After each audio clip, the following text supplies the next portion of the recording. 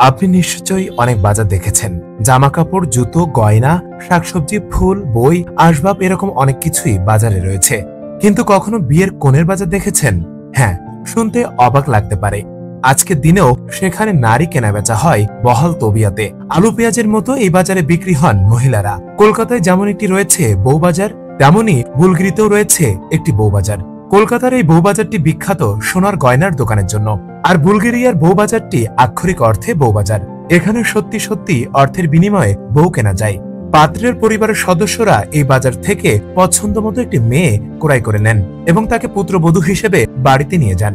যে মেয়েটিকে পছন্দ করা হয় তার সঙ্গে দর কষাকষি করা হয়। তারপর যখন মেয়েটির পরিবারের সদস্যরা প্রদত্ত মূল্যে খুশি হন, তখন সেই মূল্যে ছেলেটির পরিবারকে সেই মেয়ে দেওয়া হয়। তারপর ছেলেটি মেয়েটিকে বাড়িতে নিয়ে আসে এবং মেয়েটি তার স্ত্রীর পদমর্যাদা পায়। এই কনের বাজারটি মূলত গরিব পরিবারের মেয়েদের জন্য।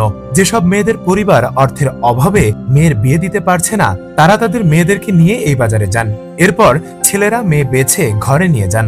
মেয়েকে বাড়িতে নিয়ে যাওয়ার আগে বেশ কয়েকটি নিয়ম মেনে চলতে হয়। প্রথমত, মেয়েটিকে কুমারী হতে হবে, তবেই তার দর বেশি হবে। পাশাপাশি মেয়েটির পরিবার অবশ্যই দরিদ্র হতে হবে। আর্থিকভাবে স্বাবলম্বী বা ধনী পরিবারের মেয়েদের বিক্রি করা নিয়ম বহির্ভূত।